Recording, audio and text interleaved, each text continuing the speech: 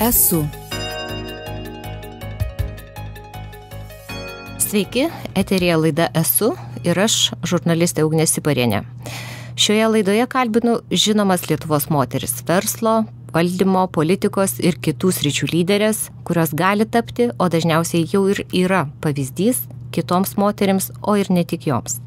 Juk kartais reikia tik nedidelio postumio, kad imtume įgyvendinti savo svajones. Šiandien mano viešnia Monika Čereškaitė, įmonės Taurakalnis bendraturtė, versle, kiek žinau, jau daugiau nei 20 metų ir tikrai galinti pagrįstai didžiuotis savo pasiekimais. Labadiena, Monika. Labadiena. Tai tikrai turite ko pasigirti ir kokiagi jūsų įmonė dabar? Galiu pasakyti, kad įmonė tai smarkiai užaugusi, didelė, stabili. Turime apie 160 darbuotojų.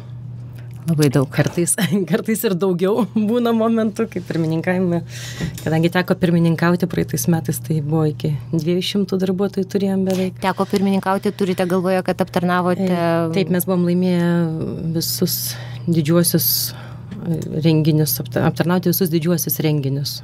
Beje, turbūt turėtume klausytojams pasakyti, kad įmonė Taurakalnis tai yra labiausiai išvažiuojamasis maitinimas, ar ne? Taip, mes užsiimam maitinimu. Maitinimą, aišku, mes turim ir šiek tiek kavinių turim, kur maitinam ir studentus, ir vyriausybės narius, ir maitinam ministerijų atstovus, bet tokį nuo studento iki prezidento, kaip juokiamės, bet mūsų pagrindinis dalykas, pagrindinė veikla, tai mūsų išvažiuojamieji renginiai. Tai kur apima ne tik verslo renginius, bet ir vestuvės būna, ir būna jubiliejai, ir būna ir mažesni, ir didesni, tiesiog. Ir tikriausiai turbūt galime pasakyti, kad esate vieni didžiausių Lietuvoje, ar net patys didžiausi, ir turbūt pirmieji.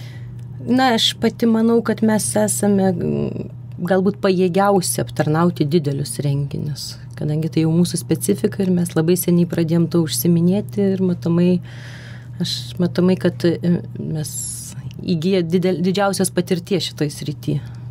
Bet kuriuo atveju viskas kažkada turėjo pradžią ir ta pradžia buvo jau daugiau nei prieš 20 metų, ar ne?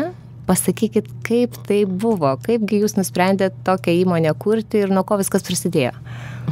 Žinot kaip, aš tai juokiuosi, čia mano nuopelnas galbūt įmonės kūrime mažiausias yra, kadangi aš jau gavau paveldimo teisę, mūsų čia yra įmonė su mama kartu kurta ir aš dar buvau moksleivė, kai mano mama nusprendė kurti įmonę. Kai griuvo Tarybų sąjunga, jinai išėjo iš prekybos ministerijos ir nusprendė, kad jai reikia turėti savo įmonę labai anksti, kai dar nieks apie tai negalvojo.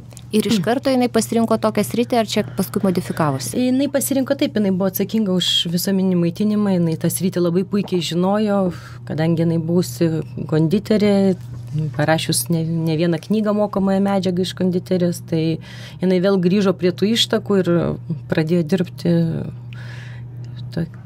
galima sakyti, konditerės darbą, nes mūsų pirmas buvo toksai darbas, tai bandelių kepimas ir išvežiojimas po parduotuvės. Tai čia mūsų pati pradžia ir mano tėtis profesorius, kaip aš juokiuosi, su senais žiguliukais sėsdavo rytai, 6 ryto susidėdavo tos bandelės į mašiną ir veždavo kartu su mama priduoti į parduotuvės. Jam būdavo tada labai gėda, aišku. Nes dar kažkas tai jį dar pakalbindavo. Sakė, labą dieną dėstytojau, kaip jūs čia atsiradote? Tai čia dar prieš 20 metų tai buvo šiokia tokia negarbė pačiam dirbti.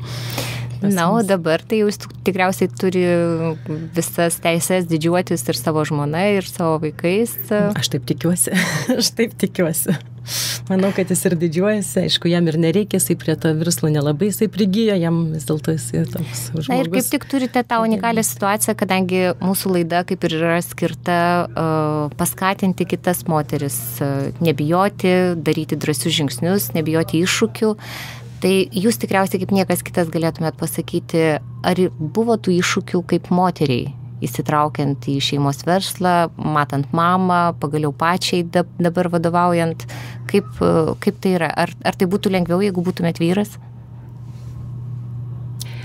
Jeigu vyras, nežinau, niekada, žinokit, gyvenime negalvoju apie tą vyrišką ir moterišką pusę. Aš manau, kad verslas, jisai, ypač mūsųse, jis nelabai turi didelės reikšmės. Gal kažkokioj statybų srity, bet mano sektorius toks jisai yra gan meniškas, moteriškas, aš taip galvoju, kad tai neturi reikšmės, ar tu esi vyras ar moteris, o kad rizikuoji ir kad aukoji savo laisvą laiką, kad aukoji savo draugus kažkokius. Taip, tai yra, tai kai tu turi verslą, tu atiduodi didžiąją dalį savęs, atiduodi tam, kad tu įgyvendintum būtent kažkokius užsibrėžtus tikslus, kažkokią tai svajonę, kažkokius tai. Bet vis tiek aš manau, kad tų tokių stereotipinių skirtumų tai vis tiek šiek tiek yra. O kaip moteris, kaip vadovė?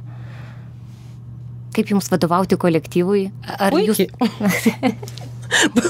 Puikiai, matot, kas įdomiausia, kad mūsų kolektyve matomai 80% yra moteris.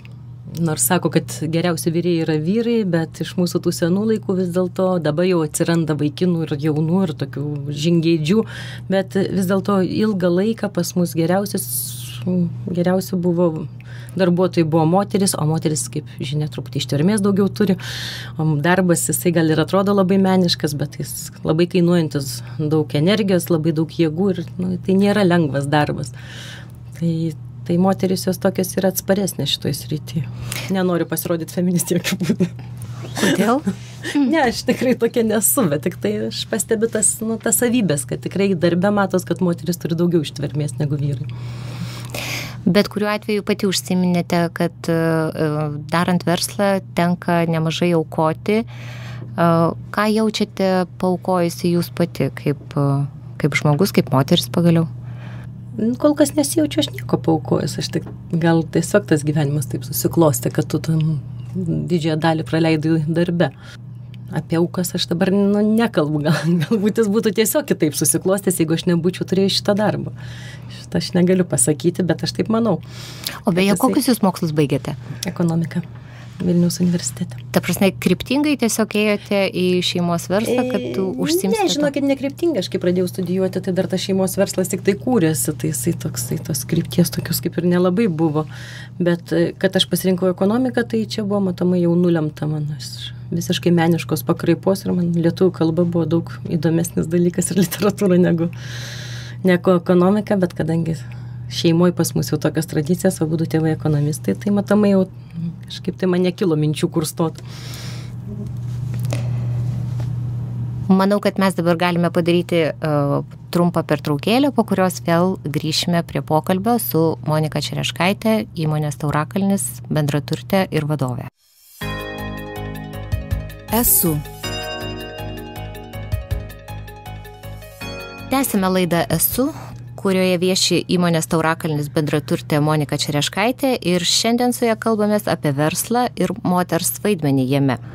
Monika, norėjau paklausti tokio dalyko. Ar turite kokį nors herojų, kokį nors autoritetą, kurio pavyzdys jūs įkvepia?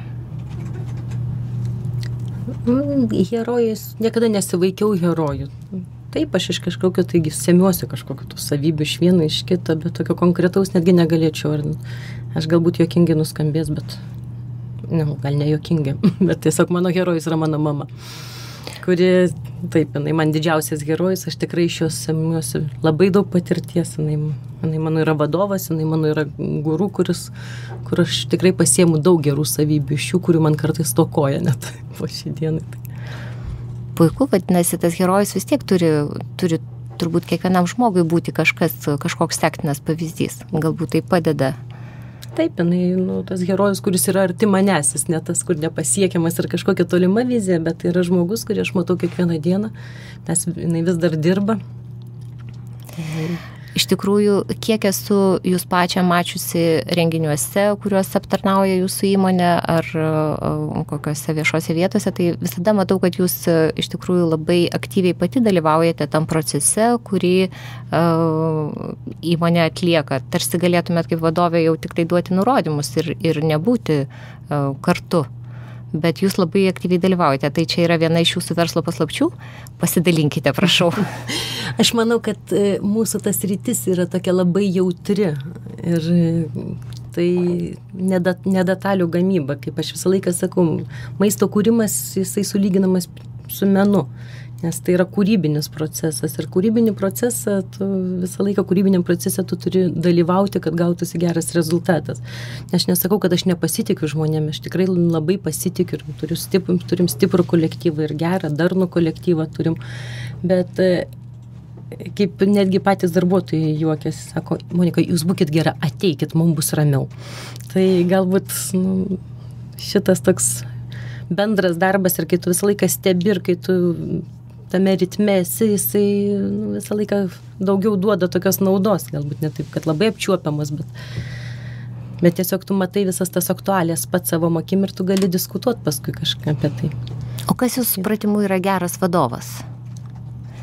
Nes aš esu girdėjusi, kad tarsi reikėtų mokėti išdalinti atsakomybę, gerai paskirstyti pareigas ir tuomet tik tai stebėti jų atlikimą ir mąstyti į priekį vizijos įgyvendinimo prasme ir panašiai. Aš nežinau, ar galiu pavartoti rusišką posakį, kurį aš nuo vaikystės žinau. Kaip visą laiką sakydavo, daviriai nuo praviriai. Gal aš tai tikriausiai šitų vadovaujuosi. Nes taip, žmonėmis geras vadovas turi pasitikėti žmonėm, duoti jiem laisvės, bet aš manau, kad vadovas tam ir yra, kad jisai pakontroliuotų kiekvieną darbuotoją ir sustiguotų visas grandinės į vieną. Kad vis tiek kolektyvas yra didelis ir bet kokiu atveju turi kiekviena dešinė žinoti, ką veikia kairė, kairė žinoti, ką veikia dešinė. Ir manau, kad tai vadovo pareiga yra. Na ir jeigu kalbėtume apie kitas moteris, kurios norėtų daryti verslą, įgyvendinti savo svajones, ką jūs joms pasakytumėt, nuo ko reikėtų pradėti ir ką daryti toliau? Gal tiesiog pirmą reikėtų labai gerai pagalvoti, ar tikrai jos tą nori daryti. Iš tikro tai. Ta prasme, aš kuo toliau, to labiau galvoju. Nes... Ta prasme, kad jeigu sugrįžtume atgal ir jūs dabar turėtume daryti verslą, ar jūs nebedarytumėte to? Nežinau. Gal daryčiau, negaliu pasakyti, ar nedaryčiau, tikriausiai daryčiau, nes mano charakteris toksai yra. Man matomai veiklos reikia, aš toks veiklus žmogus, man visą laiką reikia judėti, bet moterim, kurios sugalvoja, man kaip visą laiką juokingiausia būna, kai atsibosta viską daryti ir sugalvoja, aš kursiu restoraną. Ir žmogus nesuvokia, kas tai yra restoranas. Restoranas visiems asocijuojasi su pramoga, su linksmybėm, su atsipalaidavimu. O restoranas tai yra vienas sunkiausių verslų, tik tai tas, kuris dirbęs maitinimo srity, maitinimo sektoriai, žino, koks tai yra sunkus ir mažai atlygintinas darbas. Tai čia truputį tą iliuziją sugriausiu. Gražiai. Gerai, bet šiek tiek ir padrasinkime. Tai aš padrasinti, tai be abejo, jeigu norisi kurti, žinoma, reikia kurti, nereikia nuleisti rankų, reikia judėti, bet kokiu atveju reikia apsišarvuoti kantrybę, reikia apsišarvuoti ramybę ir eiti į priekį. O ar labai svarbus dalykas yra didelis kapitalas? Ar jūs matote? Kapitalas, piniginė prasme, turit kapitalas gali būti intelektualinis kapitalas, tiesiog idėjų kapitalas gali būti.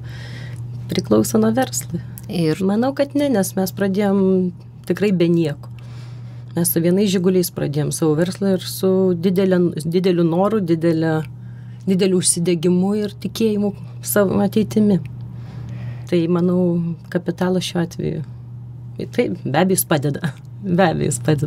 Jūs, kadangi susidurėt su labai daugybė žmonių kiekvieną dieną savo darbe ir aptarnaujant renginius, tuos garsius ir mažiau garsius, vis tiek susidarėte su žmonėmis, vyrais, moterimis, vadovais, jie kažkokius kelia reikalavimus, sakykit, ar yra skirtumas tarp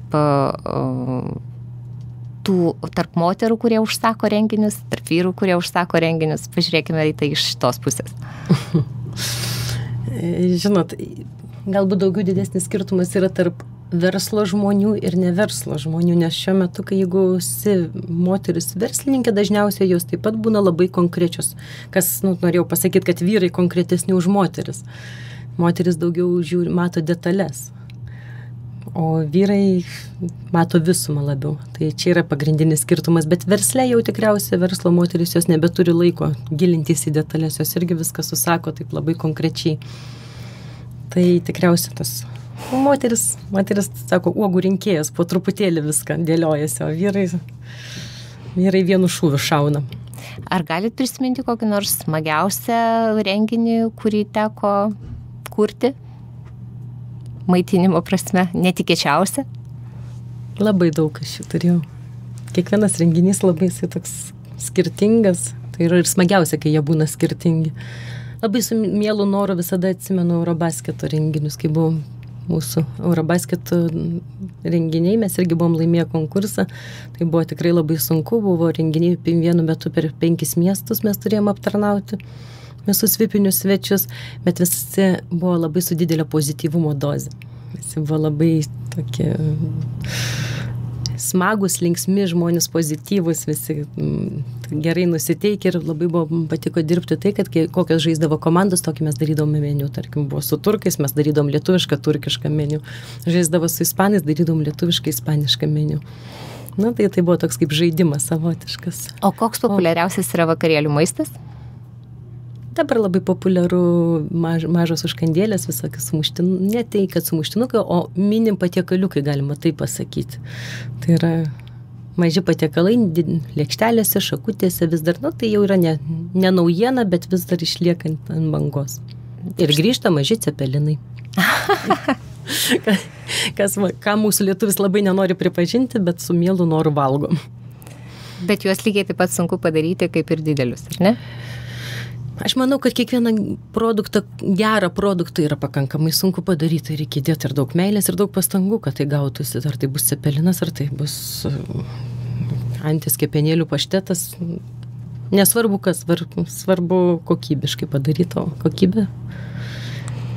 Tai ar galėtume sakyti, kad entuziazmas, intelektinis, ir finansinis kapitalas, meilė ir pastangos galėtų būti tos sudedamosios dalys, kurios reikalingos kuriant verslą ir siekiant jo aukštumų? Be abejo. Tik entuziazmas gali, man atrodo, kurti ir skatinti ir palaikyti tą verslą, nes monotonija dažniausiai užmušai. Ir visą laiką reikia mylėti tą darbą, labai gyventi to darbu ir jį mylėti, kad tu jį galėtum dirbti. Kaip čia toks nuvalkiotos galbūt posakis, kad sako, jeigu tu pasirenki mylimą darbą, tau niekada nereikės dirbti. Tai aš manau, kad čia jisai labai teisingas yra šiuo atveju. Ir jūsų pavyzdys tai puikiai įrodo, ar ne? Manau, kad taip. Tai aš dėkoju tuomet savo pašnekoviai, įmonės Taurakalnis bendraturtei Monikai Čereškaitei už įdomias įžvalgas ir patarimus. Primenu, kad tai buvo laida Esu, kurią kuria Moterų informacijos centras, įgyvendinamas projektą Lyčių lygybė pelninga investicija. Projektą finansuoja ES socialinis fondas. Laidos Esu klausykite kiekvieną darbo dieną po 10:30 val. Žinių.